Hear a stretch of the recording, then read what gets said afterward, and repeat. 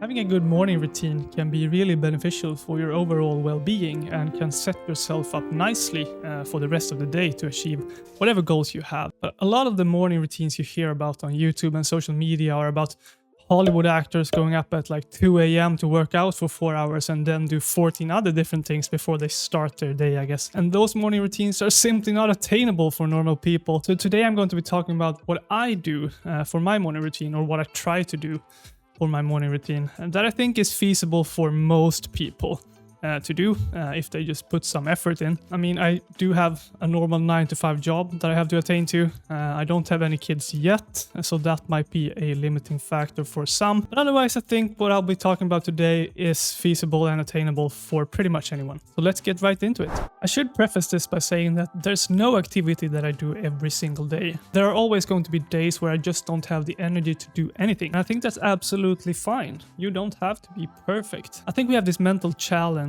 with breaking a streak. Maybe we have worked hard for weeks and months to do something every single day, to build a streak, to build a habit, and then someday we failed for some reason, and then we just throw it out the window because, I mean, our streak is gone. What's the purpose of doing this? I think this is a really harmful mindset to have.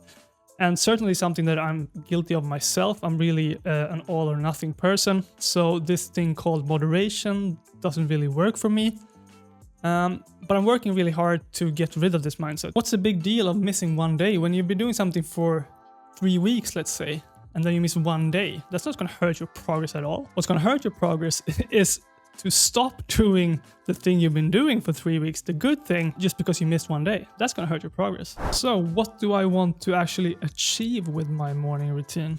I want to feel like even if I were to go to sleep after doing my morning routine, I would still have accomplished something that day. That everything I do after my morning routine is gravy, or the cherry on top, if you will. I also want my morning routine to set me up for the rest of the day. I want to feel both alert but also relaxed after doing my morning routine. And the other very important thing with my morning routine is, as I sort of alluded to earlier, I want it to be feasible and achievable. A morning routine that's so time-consuming and complex that you'll never do it is, of course, a pointless morning routine. My morning routine differs quite a bit depending on the season. And during the winter, I really don't have a morning routine. But when springtime comes around, as it has now in Sweden finally, I usually start incorporating some daily activities that should improve myself and my overall well-being. My morning routine activities also differ depending on if I'm working from home or working from the office. But I'll talk about both those scenarios later in the video. My morning routine is somewhat inspired by Andrew Huberman's principles, and there are two things that I really strive to achieve every single morning, and that's light exposure and movement. If I can achieve both those things during my morning routine, I'll be quite satisfied, and everything else is just going to be gravy. There are other things that I also incorporate to varying extents. I'll talk about those a little bit later as well, but light exposure and movement are the two most important things in my opinion. And they are the closest thing to non-negotiables that I do have. Let's talk about light exposure. Why is it important, and what do I do to achieve it? Well, the sun has a really powerful effect on our body's circadian rhythm, which is basically our 24-hour biological clock. Getting sunlight in the morning helps make us feel more alert by upping cortisol and suppressing melatonin. Getting sunlight in the morning also makes us feel better by upping serotonin, while simultaneously also making us sleep better at night, as this serotonin is eventually metabolized into melatonin. In conclusion, getting sunlight in the morning is super beneficial for our overall well-being. So how do I get sunlight in the morning? Well, the most obvious answer is to just go outside. As little as 5 to 10 minutes might be enough on a sunny day, while on a cloudy days up to 30 minutes might be required to achieve the same sort of benefits. In Sweden, where I live, during the winter season, the sun may rise way too late for us to be able to get any light exposure in before work. There might also be some other limiting weather conditions that makes going outside in the morning not that feasible. To help mitigate this, we can turn to artificial light. While artificial light is never a substitute for real natural sunlight, it can help mitigate some of the negative effects of not getting enough sunlight in the morning. We don't really need to worry about getting any blue light because we get that from our lamps and screens anyway. But what we don't get is the sort of red light and near infrared light that's very prevalent in the morning and evening sunlight. And this light controls a lot of our circadian rhythm that I talked about earlier. To remedy some of the lack of natural sunlight in the morning, we can use red light lamps, which emit both red light and near infrared light. I just bought one myself this week. It's here behind me. So I can't attest to any potential benefits yet, but the research is promising and I will continue to use this on a sort of daily basis, and I will be coming up with a review in the near future. Next up we have movement. An easy and really time-efficient way of getting your morning movement in is to just go outside for a walk. Then you also get your light exposure. I aim for somewhere between 20 and 40 minutes for my morning walk. I also do resistance training about 3 times a week, and I try to get my workouts done in the earlier parts of the day. So sometimes the gym session replaces my walk for the morning movement. In those cases, I get my light exposure from the short walks to and from the gym, but I might also supplement now with some red light therapy before or after the gym session, just to get enough sort of red light in the morning. On some occasions, maybe once a week or once every other week, I do some deep stretch yoga to work on my flexibility. I think that pretty much covers it for the movement part. So either a walk, some yoga, or some resistance training is what I like to do in the morning. As I alluded to earlier, light exposure and movement are not the only things I strive to achieve during my morning routine. On the non-workout days, I like to incorporate some deliberate cold exposure in the form of cold baths. I do this maybe 1 to 3 times per week, and I do it mainly because I like the feeling of it and the energy it gives me. But there are also a myriad of potential health benefits that can be gained from deliberate cold exposure, such as improved immune health and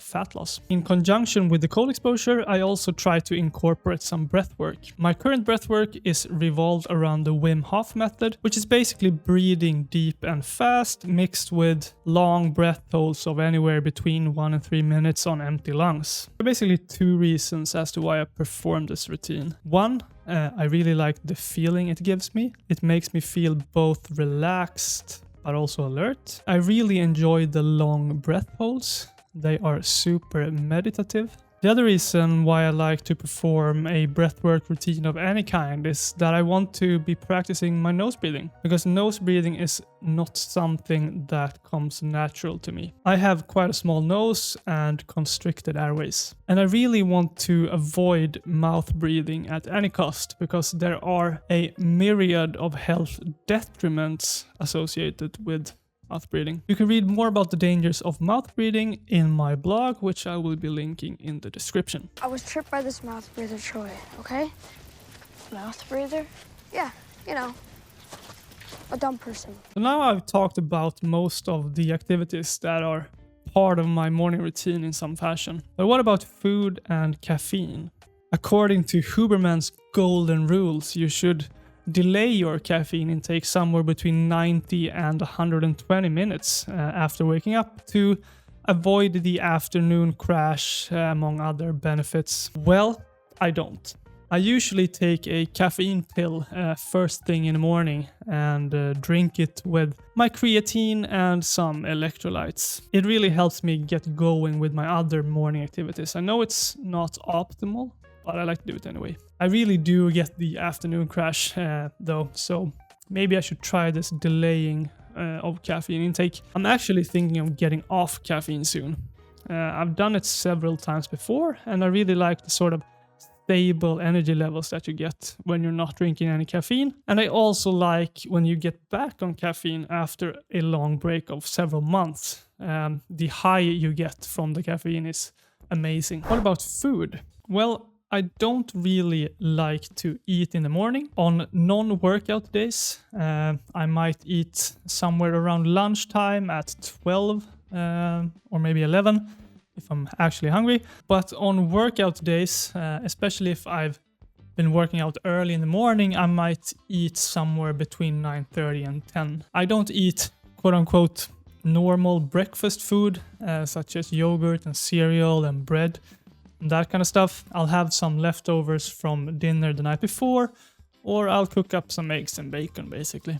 So now let's take a look at a more concrete schedule of my morning routine and what it can look like on different days. So on a workout day, when I'm working from home, my schedule might look something like this. I'll wake up at 6:30 a.m., have my caffeine, my creatine, and my electrolytes. Then at 7 a.m., I'll be in the gym doing my resistance training for maybe 45 to 50 minutes and then a short walk back home. At 8 a.m., I might do some red light therapy with my new lamp here, since I haven't really gotten any sunlight or enough sunlight from my short walks to and from the gym. And then at 8:30 a.m., I'll start working. So on a non-workout day that I'm working from home, my schedule might look a little bit different. I might try to incorporate some of the other things besides light exposure and movement. So I'll wake up at 6:30 a.m., have my caffeine, creatine, and electrolytes as usual. And then straight after that, I might go out for a 40-minute walk. Around 7:30 a.m., I'll be back from my walk and I might do a 5 to 10-minute cold bath. At around 7:45, I'll do my Wim Hof breathing routine, as it's closely related to the cold exposure. Then at 8 a.m., I might start working, or I might do like a 15 to 20 minutes deep stretch yoga. If I'm working from the office, I of course don't have as much time to do my daily activities as I want to, but I'll wake up maybe a little bit earlier at like 6:15 or 6 a.m., have my caffeine, creatine, and electrolytes again, and then I'll just take a walk to the office. Depending on where I work from, I have a 40-minute or a 60-minute walk. So that covers both my light exposure and my movement for the day. And it also takes me to the office. So it's really efficient. And then I'll just start working at around 8 a.m. So that pretty much concludes this video. Just want to mention again that in no way am I doing this every single day. There are days, as I mentioned, that I don't do anything at all. I just go straight to the sofa, straight to the computer, and never go outside. And I think that's absolutely fine. We don't have to be perfect. We don't have to adhere to something every single day. I mean, if we do it 80% of the time, that's absolutely fine. We just have to keep trying and not giving up just because we failed once. I think that's one of the most important things to take from this video is it's fine to fail. Just get back on the horse. Thank you all for watching.